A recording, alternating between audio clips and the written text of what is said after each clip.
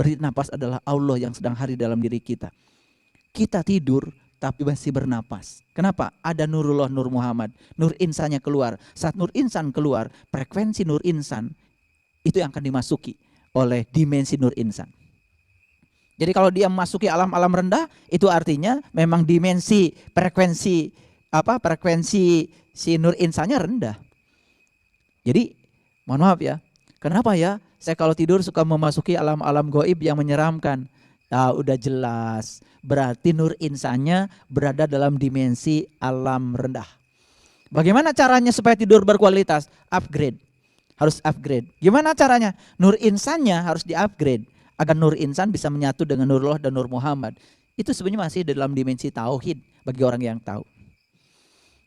Jangan disepelekan hal ini. Jadi yang kedua, istirahat yang cukup.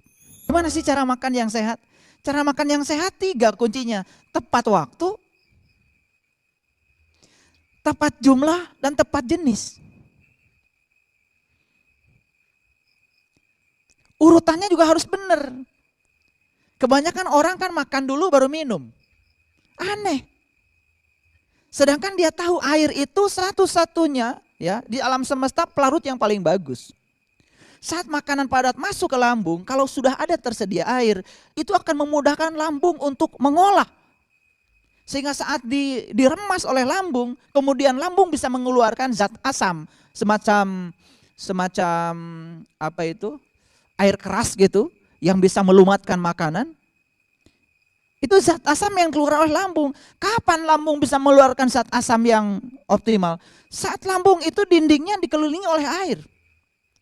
Makanya penyakit emah itu sebutnya gara-gara salah urutan makan. Kok saya makannya tepat waktu tetapi masih mah juga? Salah urutan. Mungkin dihantam dulu yang padat-padat baru airnya belakangan. Itu pun kalau ingat ketika tenggorokan minta air. Makanya minum bukan untuk kebutuhan, hanya untuk menyelesaikan ya keinginan tenggorokan yang 10 cm ini. Harusnya kan air dulu, baru padatan, baru sisakan sepertiga. Sepertiga air, sepertiga padatan, sepertiga untuk udara. Maka tubuh kan akan menjadi energetik. Aneh kan, habis makan malah ngantuk. Harusnya habis makan kerja. Kan kita makan untuk hidup, bukan hidup untuk makan. Kalau yang hidupnya untuk makan kan yang cari itu adalah makanan terus. Bahkan tidak pernah istirahat.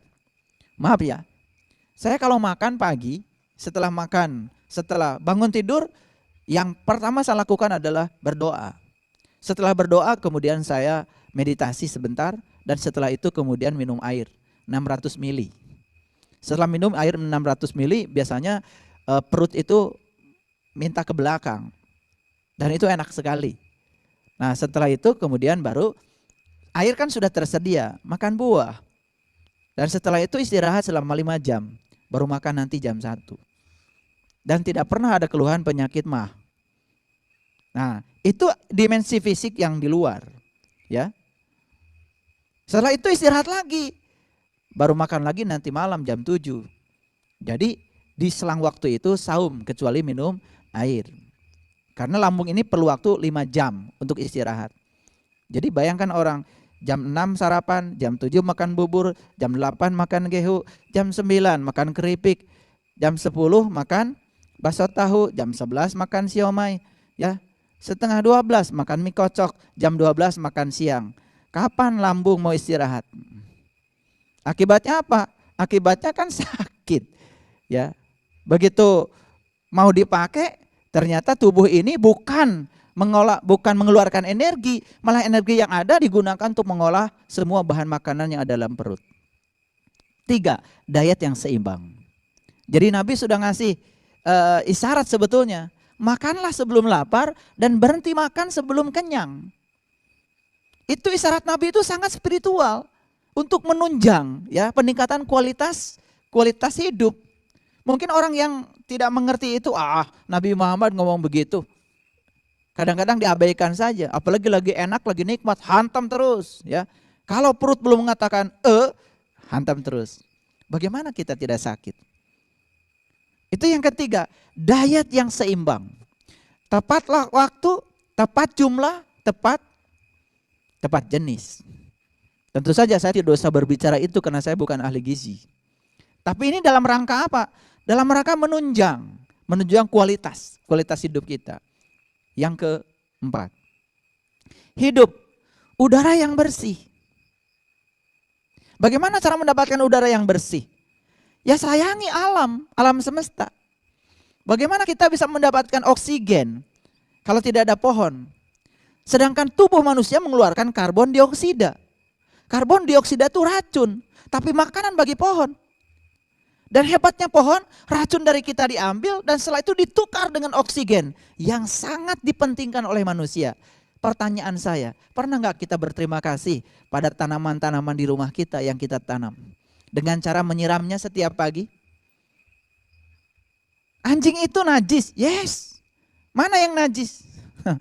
Bagi saya pernah suatu saat kedatangan tamu. Waktu itu, mohon maaf ya, ayah saya itu punya anjing yang sangat bagus, namanya tuh si Polih namanya itu. Saya masih ingat sampai sekarang. Dan itu selalu digunakan untuk berburu. Karena saat itu kan banyak sekali babi merusak tanaman-tanaman yang kami tanam. Nah si Polih ini betul-betul disayangi sama ayah saya. Mohon maaf ya, ayah saya ini seorang tokoh agama. Dan saat itu ada orang yang mengatakan pada ayah saya, wah ini katanya masuk neraka gara-gara melihara anjing. Padahal anjing juga makhluk Tuhan yang perlu cinta dan kasih, bukan? Itu apa salahnya mereka kalau disayangi? Padahal sebetulnya yang sesungguhnya harus dibuang dari kita bukan anjing yang itu. Yang suka menghalangi datangnya malaikat rahmat bukan anjing yang itu, anjing yang ada di sini. Kebencian itu anjing. Suka menggonggong, suka menilai, menghakimi, itu anjing yang datang dari pikiran. Nah anjing-anjing itu menurut saya yang harus dikeluarkan di rumah kita. Ada lagi yang sangat fanatik ya. Ketika di rumah memasang gambar langsung bilang, wah di rumah ini banyak gambar, malaikat rahmat gak akan datang. Saya bilang alhamdulillah kalau malaikat rahmat gak datang. Berarti malaikat pencabut nyawa juga gak datang ke rumah saya. Kenapa? Loh kan ada gambar. Jadi kalau malaikat pencabut nyawa gak datang ke rumah saya kan insya Allah saya panjang umur. Karena malaikat kan bisa masuk. Itu kan pemikiran yang kerdil. Gambar yang tidak boleh di rumah tuh gambar apa? Rumahnya yang mana? Rumah itu adalah Baitullah. Baitullah itu adalah rumah Tuhan pada diri kita. Gambaran-gambaran tentang Tuhan itu gak boleh dalam diri kita. Karena Tuhan tidak bisa digambarkan. Dia zat yang laisa kamisli syai'un, tidak ada persamaannya, tidak analoginya, tidak bisa dijelaskan. Karena tidak bisa dijelaskan, temui, rasakan kehadirannya. Dia bersama kita, lebih dekat daripada urat nadi leher kita. Itu yang harus dipahami. Bukan gambar itu. Gambaran-gambaran tentang Tuhan, gak boleh. Karena Tuhan tidak bisa digambarkan. Dia harus dirasakan sebagai sebuah pengalaman pribadi. Perlu guru untuk menuntun ke arah sana. Kalau kita bisa menemukannya, salat kita jadi khusyuk. Insya Allah itu yang berkah. Jadi yang keempat apa? Udara yang bersih. Pernah gak kita berterima kasih pada udara? Terima kasih udara, pagi ini kau mengalir kepadaku, membawa oksigen yang menyegarkan. Pernah? Pernah gak berterima kasih pada pohon yang di rumah kita? Makanya ada seorang yang umurnya lewat dari 98 tahun di Australia ini, ya. Kenapa umur Anda bisa sampai 98 tahun? Apa yang Anda lakukan? Sangat sederhana. Saat bangun pagi, yang aku lakukan adalah berterima kasih pada semua pohon yang ada di rumahku dengan cara aku menyiramnya. Dan di rumahku banyak sekali peliharaan-peliharaan. Ikan, binatang, dan lain-lain. Dan setelah itu aku memperhatikan mereka. Cinta kasih yang diberikan pada pohon, cinta kasih yang diberikan pada ikan, pada binatang-binatang peliharaan, itu ternyata memanjangkan umur. Makanya ada teknik meditasi yang paling gampang, apa? Memelihara tanaman, binatang di rumah dan kemudian sayangi, ternyata memberikan kegembiraan. Ini luar biasa ya, luar biasa. Dan kita menganggap selama ini, ini riset. Bukan omong kosong. Udara yang bersih. Makanya jangan sekali-kali udara itu dikotori. Di sini tuh banyak sekali molekul-molekul ya. Kalau menurut hukum Dalton, di sini tuh ada sejumlah gas yang kemudian berpadu ya menjadi gas nyata. Dan gas nyata ini luar biasa ya. Bayangkan oleh kita ya, bagaimana pesawat Boeing 777 yang mengangkut penumpang 520 orang, bisa terbang mengangkasa di ketinggian 38.000 kaki dengan kecepatan 10.050 km per jam dengan membawa beban yang seperti itu. Ya, di tekanan yang kira-kira satu atmosfernya itu sekitar 100.000 Newton per meter persegi. Ini udara luar biasa. Oksigen, nitrogen, karbon dioksida semua berpadu menjadi udara nyata yang memiliki tekanan. Dan kalau Bapak Ibu tidak percaya, ambil koran di rumah, ambil satu lembar, kira-kira satu lembar itu dengan 1 meter persegi. Ambil kayu kering, kemudian simpan kayu itu di bawah koran, kemudian bagian kayu itu keluarkan dari ujung meja, pukul keras-keras, patah itu kayu. Berarti di sini ada yang menekan. Berapa? 100.000 Newton per meter persegi, sama dengan 100.000 buah apel. Kalau tubuh kita dibelah ini, kulit kita ada berapa? Mungkin lebih dari 3 meter persegi. Kulit kita kalau dibelah, dibelah kemudian dilebarkan. Setiap 1 meter persegi ada 100.000 Newton yang bekerja. Itu tekanan udara. Luar biasa. Makanya kalau kita naik pesawat kan suka diingatkan, jika tekanan mendadak berubah, kan gitu. Maka ya itu ya. Cerobong oksigen itu akan turun dan kemudian langsung dipakai. Setelah itu tolonglah orang lain, anak dan lain-lain. Mungkin bagi yang tidak mengerti itu peringatan, biasa saja. Kan nggak ngerti karena tidak pernah menghargai. Makanya kalau ingin hidup sehat, udara yang bersih. Dan yang kelima, pengendalian diri. Pengendalian diri. Pengendalian diri menyangkut pengendalian terhadap keinginan, pengendalian terhadap hawa nafsu karena yang tidak akan pernah habis-habisnya. Orang yang pengendalian dirinya bagus biasanya tenang, bersahaja. Orang yang pengendalian tidak bagus biasanya kelihatan energinya nggak nyaman.